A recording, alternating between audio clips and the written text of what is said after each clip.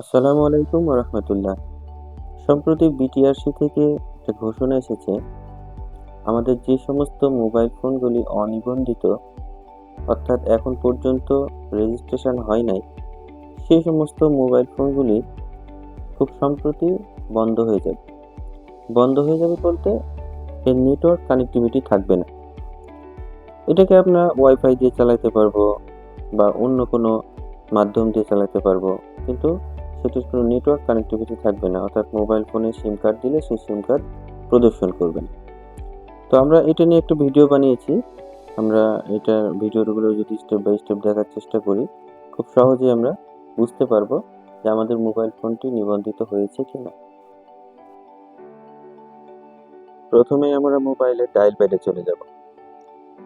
Dial প্যাডে গিয়ে dial করব *0 6#। আমি আবার বলছি *0 6#।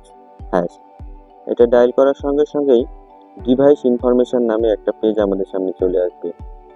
এখানে আইমি নাম্বার, সিম স্লট 1, আইমি নাম্বার, সিম স্লট 2, সিরিয়াল নাম্বার এগুলো দেওয়া আছে। তো আমাদের যদি মোবাইলে একটা সিম হয়ে থাকে তাহলে সেখানে একটাই আইমি নাম্বার দেখাবে, আর যদি সিম স্লট 2টা হয়ে থাকে আইমি নাম্বার 2টা দেখাবে। তো আমরা যে কোনো একটা আইমি নাম্বার এখান থেকে কপি করে নেব, সেটা সিম স্লট 1 অথবা সিম স্লট 2 যে কোনো একটা। তো আমরা সিম স্লট 1 থেকেই আইমি নাম্বারটি কপি করে নিচ্ছি। যদি আমাদের মোবাইলে কপির কোনো অপশন না থেকে থাকে তাহলে আমরা এটাকে নোট ডাউন করে রাখবো, কোথাও লিখে রাখবো।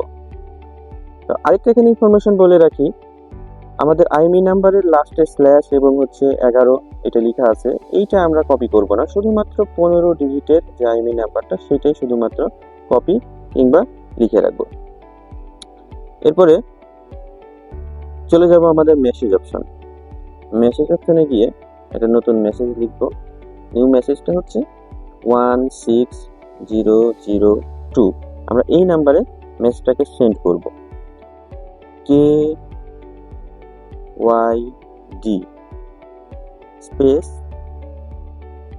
আমি যে আইমি নাম্বারটা কপি করে রেখেছিলাম সেই আইমি নাম্বারটা পেস্ট করে দিব, অথবা যেটা লিখে রেখেছিলাম সেটাকে এখানে লিখে দিব। এরপরে সেন্ড করব। দেখুন কিছুক্ষণ ওয়েট করার পরেই ফিরতে একটা মেসেজ আসবে। ডিভাইসটির আইমি নাম্বার বিটিআরসি ডাটাবেজে পাওয়া গেছে, অর্থাৎ এই ডিভাইসটি আমার রেজিস্টার্ড। এই ডিভাইসটি যদি রেজিস্টার্ড না হতো তাহলে এইখানে এটার পরিবর্তে, মেসেজের পরিবর্তে এটা লেখা থাকতো ডিভাইসটির আইমি নাম্বার বিটিআরসি ডাটাবেজে পাওয়া যায় নাই।